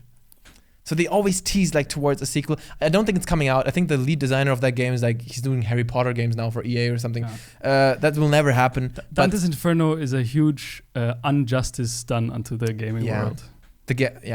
Much of my Rantoni remembers. The game is just amazing. Yeah. And I wouldn't mind if they put the same amount of love and effort into a sequel and they just make it a bit more distant from any source material and you fight yourself through heaven. No? That would be too generic. I think one of the Fight yourself through heaven? one of the amazing parts was that it was a video gamification of an amazingly historic work of art. And just fighting yourself through heaven, I mean, come on, that's sick. Yeah. We we probably need someone who's more versed on the Divine Comedy because there's a lot more in that book. But, well, It is what it is. Death. The book is, by the way, is unreadable. Yeah, It's so brutal. It's insane. Def Visvan says, "Hey Anton and Andi, would you ever consider visiting India? If you do, would you like to go to the southern, more civilized, that's what he says, or the northern, barbaric part?" Well, that's what he says. I don't know if this is true. He says he's from the south, the civilized part, Kerala. Aries, he's Aries from the Discord. Hey, what's up, Aries? P.S. No hate towards the northerns. It's just that I dislike you guys. I don't hate you, but I dislike. Well, India is a very fascinating place. I have a very interesting relationship. Do you want maybe you start with this? Okay. I have to be upfront there. I know literally nothing about India. One of my good friends, another physicist, spent a few years there for his Zivildienst. And he said... Civil service. That's like in Germany, it used to be like either you do military service or you do civil service, where you like support some organization. And he was there, and he went there like every German kid with his, like growing up in the ivory tower that is Germany and Europe, and just hearing about other countries and thinking, oh, Germany is so arrogant. Yeah. And then once he spent a few years there, it was the hardest possible reality check for him. And now he got lead poisoning, yeah? He got lead poisoning there, yeah, and which has left him permanently. It's not like lead poisoning and then you recover. It has left permanent damage marks on him. And now he's over it. The point I was trying to make is, how can a country be this hardcore for someone to have this much of a trauma from staying there? It's very difficult for me to talk about country without drifting off into borderline political issues. Yeah, because for me, India is like it's a very fascinating history, and it's just I feel very sorry. It sounds so like what do you call it? Condescending, patronizing and condescending. But I just wish that. I don't know how to talk about this because I wish that India would do better. Is that an okay way to put it? Like this country, this history of this country and everything, it feels that there's a lot of infighting in India. It feels very disjointed. Like a lot of provinces, they want to be independent and they consider themselves that. The South considers the North even barbaric, apparently. Yeah, exactly. And even though that's beautiful to some extent, I feel like this country with the people, like 1.4 billion, they like overtook China or something, maybe around the same population, and it's not going maybe the way it's could be going or should be going. Yeah, I don't know, and also I've met a lot of Indians in China, and obviously I don't mean to generalize, but there's one character trait I've noticed that a lot of Indians that I met had in common. Now I only met about 12, 14 Indians during my time there, but these people happen to have a character trait in common. Doesn't mean that this is something Indian, okay? I don't know that. But the Indians that I've met, for some reason, they were all very much people who oversold their accomplishments. I don't know if this is something Indian, but the ones that I've met, without exception, were like, I was a master cook in this. I'm also a former this. I'm a master in this. Oh, my brother's a millionaire. I have this and this. Like, all talking about the incredible things that they have achieved and wow, they are this and that and this and that. And that wasn't very sympathisch to me. Conversations like this can really easily drift off into like racist bullshit, because when you meet someone from a country, that person for you instantly becomes a representation of that country. Exactly, yeah. So, for example, in China, let's not talk about how racist China is. That's another discussion. But when you're a foreigner in China, they see you as a representation of your country. Yeah. And I think this, to some extent, goes for every single one of us. Yeah. If aliens came to this planet and they're very rare, and in your life you only know one of them, then how he behaves, you would project that to the others. That's why, and if 1 million aliens lived in your community, you would start to see them more as individuals, because one alien's like this, one's like this, one's like this, one's like that. Yeah. Then none of them become representatives. Yeah. They all become representatives of themselves. Yeah. But if you know only one person of a group, he becomes a representative for you of the whole group. So unfortunately, the Indians that I've met all had this negative trait where they kept bragging about shit that was so obvious wasn't true. I didn't like that. But how do you know it wasn't true? Bro, the kind of shit they told me. But then my wife is very interested in Indian culture, and man, I would love to visit that country, and but at the same time, then I'm worried, about things like lead poisoning and the hygiene and shit like that. Like hygiene in China is already not great, but it's okay. Like if you're in the more rural parts. But stories I hear about India, but then again, you hear all sorts of stories. Most of the shit that you hear is just, in the end of the day, it's not that bad once you're there. Yeah. I feel like it's in a slump, this country. It needs to prosper. Why doesn't it? But unfortunately, I don't know enough about this. We don't know very much about it. But who was the question asker? His name is Aries. Okay. Is that an invitation? Yes. Are you gonna... Now he's gonna be like, listen to me, man. My mother is a billionaire in... No, I'm just kidding. Want to see my villa? But I think I've just been unlucky. Like, I think I've met a lot of people from... I just want to add this. So I've met people from a lot of different countries, and a lot of them were bad representatives of their countries. Yeah. So I don't mean to single out Indians, like the Indians that I've met, and then see like, India. No.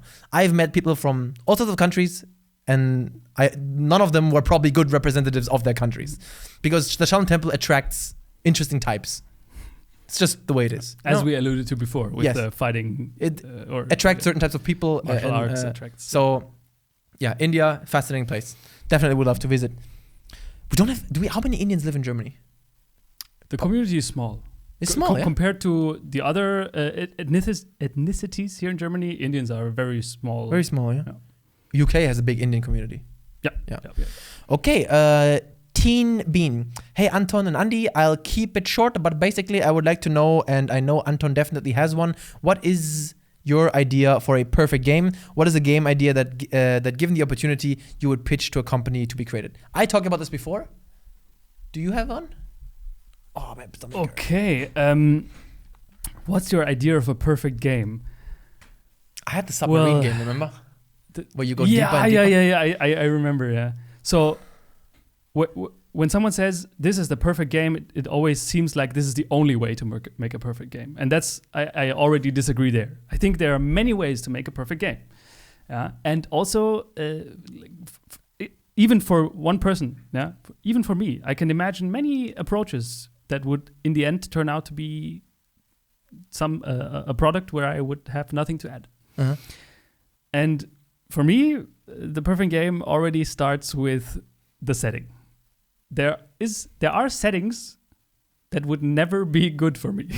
Like? If you make a game and the setting is motorsport, then you can fuck right off. How about it's a motorsport game, but where you like ride down to hell and then into space and you kill galactic? No. No. Also, and that's maybe a personal thing of mine. I usually look past shortcomings in the gameplay part more easily, because if the world grips me and if the storytelling is cool, then the gameplay really becomes like a afterthought for me. And that is why for me Bloodborne is a perfect game, because the world that there's just it's perfect. Yeah.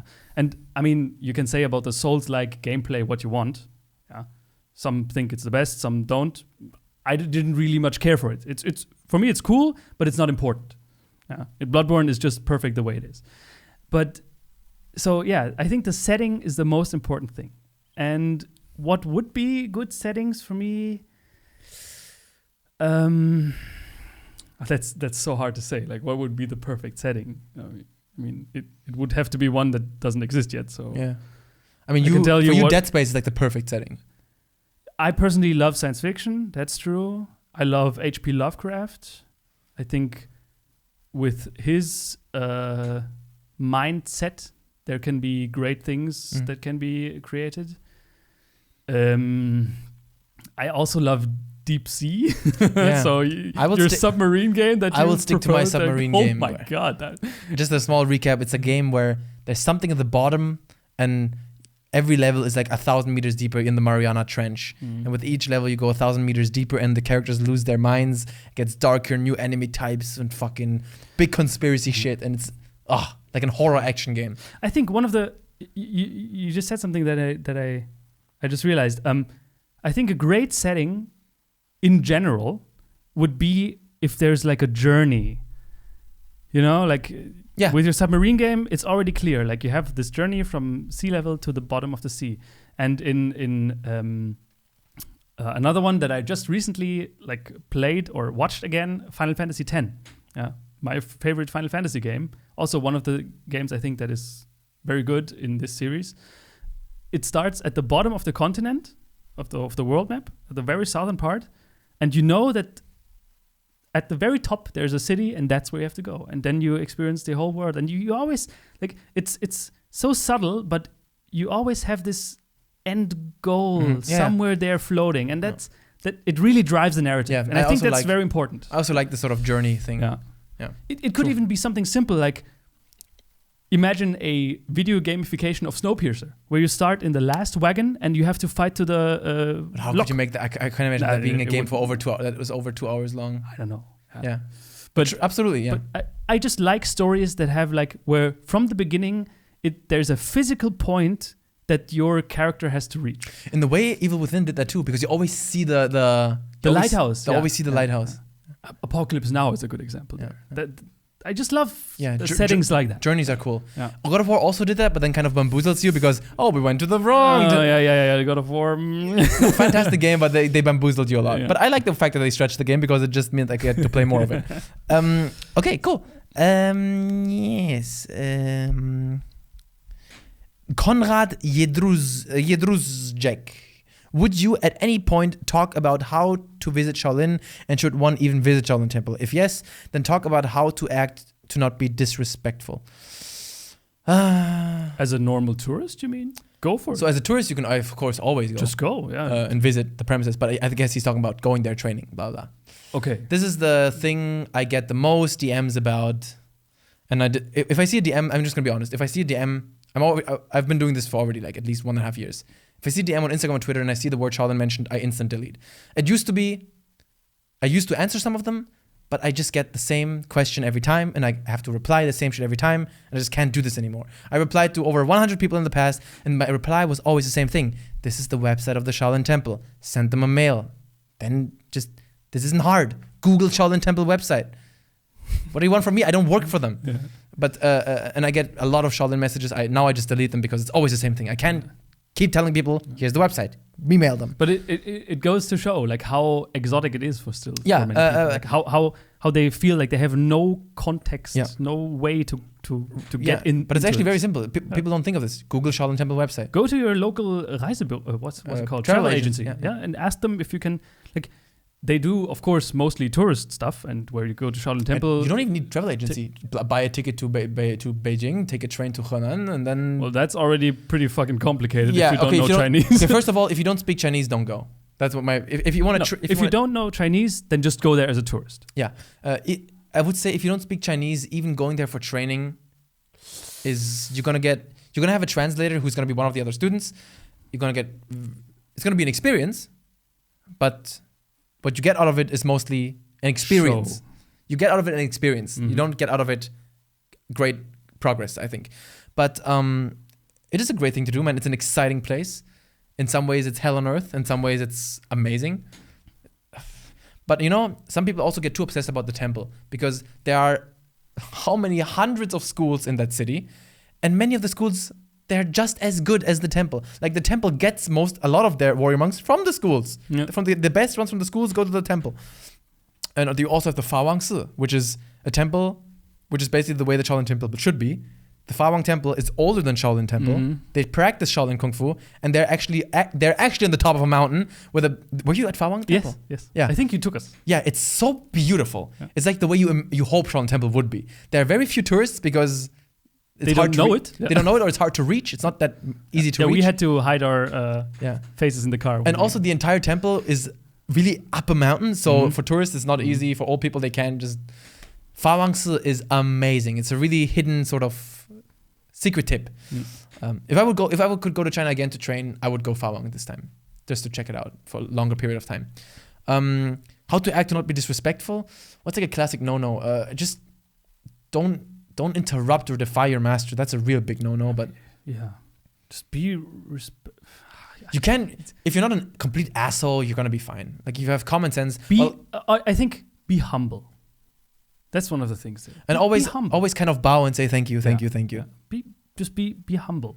But the problem is some foreigners in their desperate attempt to be respectful, they become gullible and then they let people rip them off. That's why I always say when you go to another place, be disrespectful and careful. Both.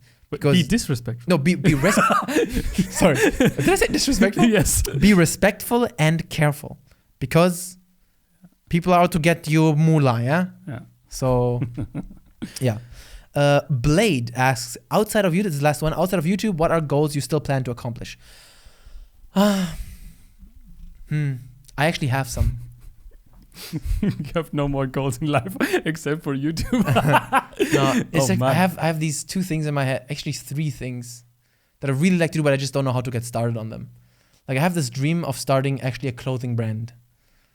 Because I have this really, like I'm not like huge into fashion, but I have this idea. Because the problem with merch is I can put something on merch, but the difference between merch and a brand is merch is just stuff put on clothing. Merch is you also Not merch. No. Fuck. I'm confusion now. So merch is you put shit on clothing. Brands are you also have Design the clothing. Yeah, and you also have to talk about cut. Yes, exactly. The form of the clothing itself. Schnittmuster. Richtig. Ja. Der Schnitt der Klamotten. Yeah. Yeah. And there's just I have ideas there, but I just don't know how to get started. And then also I have this app. Why? Or I just think what's so interesting about clothing that you? I don't know. I even though I mostly I always every day wear jogging pants and some Shaolin and t-shirt some shit, but I think it would be cool to have my own fashion brand because I already have an idea and I would like to wear these clothes, but I don't know who. You have idea for unique clothes? Yeah. Because I personally think it all looks the same. Like, that's personal interest, right? Like I could probably show you clothing from Flair here, masculine, and you would see, well, that's just a t-shirt. Yeah. For me, it's masculine. Okay. But fashion is fashion. I'm not a huge fashion fan, but I just don't know how to get started. Do I just yell into the sky, yo, I want to make a brand? Who do I talk to? Yeah, and then you start with Schnitt. But I don't know how to do that shit. Yeah, exactly. I don't know how to do that Schnitt. Yeah. Then But also you didn't know how to do YouTube videos, and you just started. True. So that's true. Yeah. Then also, I would love to do. There's an app I would like to develop. I don't know who to. I'm not gonna keep that a secret, because there I cannot say anything. I'm gonna tell you outside of the cameras. Just a small tidbit there. I'm currently almost finished with my the first time where I'm actually going to finish a small gaming project of mine. And it's at a point, or not yet, but it will be once it's finished, at the point where I'm contemplating to even releasing it. On Steam? On itch.io. That's like the indie game platform. Cool. Why not? And yeah, exactly. So once it's done, I'm gonna play it on stream till I die. You can try it out, and if you think from this game that I would be a programmer that you believe in, then maybe we can talk about this. The app I have in mind, I talked about this before about my with our mom. It's not a game. It's an app. I will tell you after. But this app, and also I would like to do music. I would like to do music like rap, German gangster rap. Okay. But this is just how. Yeah. I would also love to do music. I would love to be the drummer in a progressive metal band, but that's never gonna happen. I have a lot of dreams that are never gonna come true. Yeah. That's life. You pick your battles, yeah. Win some, lose some. The music part, that's I just love it. If there's one skill that I wish I had acquired over the years, it's knowing how to make beats. Like when I talked to Toby, who made my music, I don't regret a single penny I gave to him for the music he made for me, because the guy is insanely talented. But I'm so jealous of that. He can sit in his room and create beats that sound amazing. Imagine being able to make your own beats. For me, that's like, I wish I knew how to do that. Like with the MP3, but I don't know. I don't know how. And the guy is so crazy talented. He does beats. He does 3D models on Blender. The guy is crazy talented. Now he's starting to become a watchmaker. Like, what is up with this guy? Yeah, it's insane. Toby is he's a fucking Mr. Worldwide. Where is he from? Denmark. Denmark, okay. Crazy. Watchmaker. He's crazy. Fuck? But yeah, man, a lot of shit I still want to do. But honestly, it's so funny in a weird way. This sounds so like arrogant, but I want to see my reviews in the future. I can't wait to see my Ghost of Tsushima review. I can't wait to see my Cyberpunk review. I want to see my reviews. I think that's a big reason for your success. Maybe, hopefully.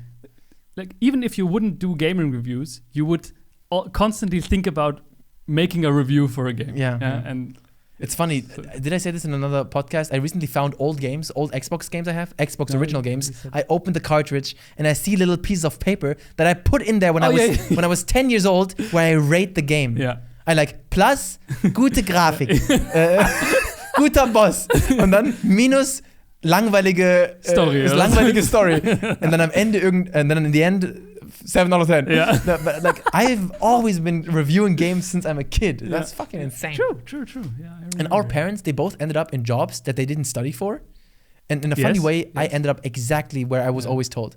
In school, they were always telling me, you're going to end up in entertainment. Yeah. And then you were always like, Quatsch. Yeah, like, fuck, hell nah. I was like, and then I went to the bank. Bank was a disaster. Then martial arts, that was awesome, but it's not what I do. Well, in a way, it is my job. In a funny way. A little bit, yeah.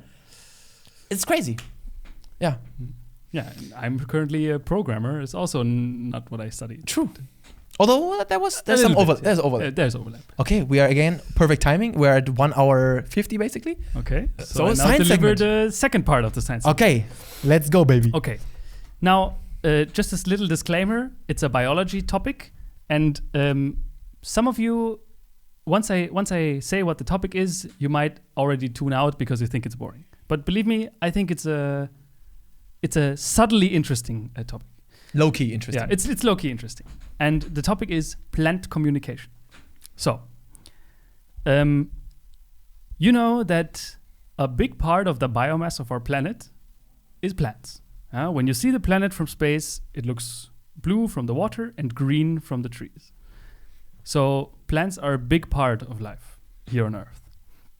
And I always to me as a kid, it always seemed like plants were so primitive and slow, and you could just pluck a flower now you're dead. Yeah, but wouldn't they have died out if they were so easily destroyed? Well, they're in masses. Powerful. So, and it turns out, in the last 30 years, it's crazy to me, but actually we knew basically nothing about plants. Yeah, they were always this primitive thing that's just growing. And in the last 30 years, there have been studies made by different institutes that have come to incredible conclusions. And they're one of the reasons why plants are so successful on this planet. And one of the big things is that they actually aren't as primitive as we think. Plants have social interaction. There's a social feature to plants, which is it sounds completely absurd. But here, picture this. So the experiments that I'm going to quote here were done with tomatoes. And like many other plants, tomatoes have enemies, bugs or the larvae of many insects that eat Snails. them. Yeah. And they don't eat them in a good way like birds and then poop the seeds somewhere else. No, they eat them and destroy them. So, and it always seemed to me like once a plant is infected, oh yeah, tough luck, it's dead. So the larvae will eat through the entire colony. But they never do. Why? And as it turns out, the plants can communicate with each other on a level of, guys, I'm being attacked. Guys, there's this larva attacking me. I currently am unable to defend myself against it, but here is the blueprint for a chemical that will inhibit this larvae's growth. What? Get this, yeah? You have two rows of tomato plants, and you infect or you blow air on them, and for one field you have the air go through a colony of this insect, and for the other you just have clean air, and then you put the insect onto the tomato plants, and the one who had gotten the wind of them have already created a defensive system against them. What? Even the plants who weren't in direct contact with the wind. What kind of wind is blown on them? So you just have a room, and you have a wind machine, yeah, and you make wind blow through the room. And for one of the experiments, you had the wind go through go past some of these larvae. So that the smell of the larvae or certain particles, yeah, reach the plants, and even those that weren't directly in the wind were informed, so to speak, by the ones inside the wind that there was an attack of this.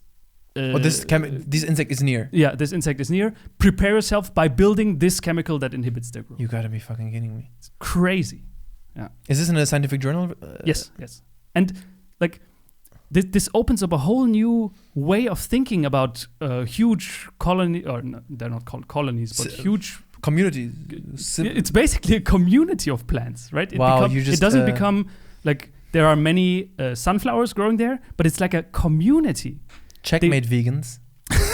What are you gonna honestly? What are you gonna do? So there's it opens up this huge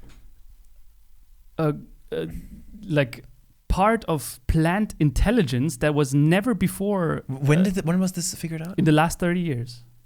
This research has been going on. Do trees have the same thing? Yes, trees. With trees, it was a little bit known, but not to the extent. Like trees also have this Borkenkäfer, for example. It's a big problem, but it was never really that much understood because there are actually cases where But trees are not always connected very well with other trees. Like a tree can only communicate, or a plant can only communicate to another plant if there's some sort of root connection. They usually connect by roots. Roots, yeah, roots and soil. They send for example, the roots of this one plant give off a certain chemical that the other plant then absorbs through its roots, and that's the way they communicate. Or maybe could it be possible that it works but then the wind. Yeah. Could it be possible that it's just not really communication, but the other plants just sense the chemicals from the one plant dying, and then has it been figured out that they create different kinds of hormones or chemicals for different parasites? Different parasites. Yeah. So that's also been determined. Yeah. That is absolutely insane. Crazy, right? And in retrospective, that kind of makes so much sense because that's how plants fucking survived all this. Yeah, time. exactly. It was always a paradox. Like, if plants are so pathetic, how do they cover most of our planet?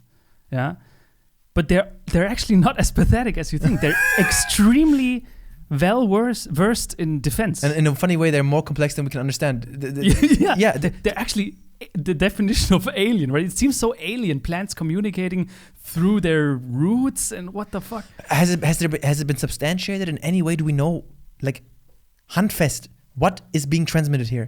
Not like it's. It must be a chemical or a hormone. At the moment, every plant communicates in a different, on a different chemical way. So the stuff that a tomato plant sends out is vastly different from, let's say, what a sunflower sends out or something.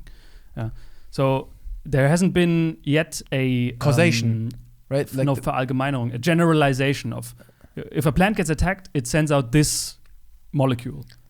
So isn't that causation? Causation. Like, correlation has been determined, but we're still figuring out what the cause of this is, right? Well, no. I mean, it is. You have a causal connection between insects or parasites attacking a plant and the plant. But causation means once we know what. Isn't causation like we know when this happens, this happens? That's a correlation. That's correlation. No, you're right. Yeah. But that's causation is we know when this happens because this happens. Right. Okay, yeah, we know that too. People who eat bread die, but we also know that just because you eat bread, it doesn't mean you don't die because you eat bread. Yeah. So, yeah.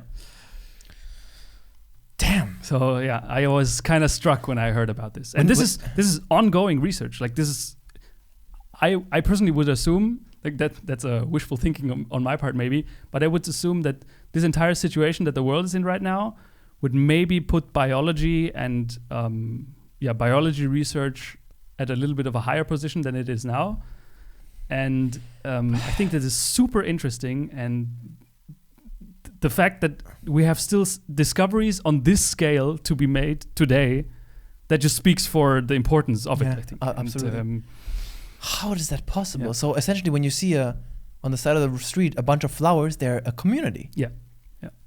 You can. I think that you couldn't be faulted for thinking that. Another effect, kind of related to that, is some forests. When you, like, in a forest and you look up, and the forest is really dense, you would imagine that, the trees always try to block out each other, but they're actually not doing that. Trees of the same type or art actually always leave little spots, little cracks in between them and others, so they never block out each other's sunlight. They do that? Yeah. What the fuck can they see? Don't they have to touch first to see that there's no. Or maybe the roots. The roots. Yeah, I think it's crazy, right? Yeah, I'm thinking. It sounds. When I said it out loud, plant communication. It sounds so boring, but where's the brain of the? Where's this mechanism taking? Where's the decision making taking place? Everywhere. Plants don't have a brain, right? They are one big brain. They. You can imagine them a little bit like a squid. Qualle. A jellyfish. A jellyfish, yeah. Jellyfish don't have brains. Their entire body is like nerve strands. But they're capable of making a very rudimentary form of decision, just as plants. Have there been tests yet to figure out if plants have some sort of recognition? Like if they can remember? If they have some sort of memory? Yes, I think like this thread has been there before. Yeah, now I think my wife told me something about it. I'm not 100% sure. Maybe we can revisit this next time. Yes. That would be interesting to see. You think it's interesting enough to revisit it? Yeah. Awesome. Yeah. Well, how? Because then the information has to be stored somewhere. I think so. I think that's what they do. Couldn't you be able to test that? You take one group of plants that you continuously expose to a certain type of threat, and you have another group of plants that don't get exposed to any threat. And then after a year, you take both these plants and you compare them. Yeah, there must be differences. You look at how much damage the threat does. Not just damage. You look at their biological composition, the material they're made of. Maybe the one plant, because of continuously producing the chemicals against that threat, has become maybe inconsistency, more hard to pull, or something like this. That's evolution in action, I think. What you're describing there. Yeah. And then you have to check if the seed of these new plants also have this. No, that's probably not the case, though. Well, I mean, with this discovery, I wouldn't say anything. No, because then probable. At this point, all plants would be already immune to all the parasites. Yeah, true. So, man, this is some fascinating shit. And this communication, I think, goes even beyond just enemies. It also goes to where, like if a field of tomato plants grows further and further, and one direction has more fertile soil, I think there's also a way for them to communicate in which direction to grow. But I've always known that plants grow towards the sun, like. The sun. Yes. But this is like a next level shit. Okay, we're at 2 hours and 50 seconds now. Okay. Man, perfect timing again. Yeah, good. Great. Glad that was an interesting. Yeah, that's insane. Okay, everyone, that was Ranton Podcast 17. Woo. Next up, Resident Evil 3 review. Then Metal Gear Solid 3 Antoni Remembers. And then I will see what Shaolin video I make next. I like to have I like the fact that I have these 4 different formats now. I have the podcast, the reviews, the Antoni Remembers, and Shaolin videos. Good. And we'll see what happens with Lego. If something happens, what happens? We'll see. Make a music video, man. You wanted to make music, just rap. Yeah, just start rapping. Yeah, true. I always put a little bit of rap in my reviews. Okay, guys, everyone, have a good one. Thank you for listening. Yes, share the podcast, maybe become Patreon, so you can come on the Discord, send us some questions. Slap that like button. Yes, love it. Okay. Oh, one thing, no. Do you know Davey something, 3 numbers? This bass player who's like always slap that bass? No? Okay. I don't know much about him either. I don't really dig his content. Yeah, he's like 6 million subscribers or something. But his catchphrase is always slap that bass because basses need to be slapped. Yeah. You know. Slap that bass? Yeah, slap it. Slap it a bit. All right, guys. See you on the next one. Bye-bye.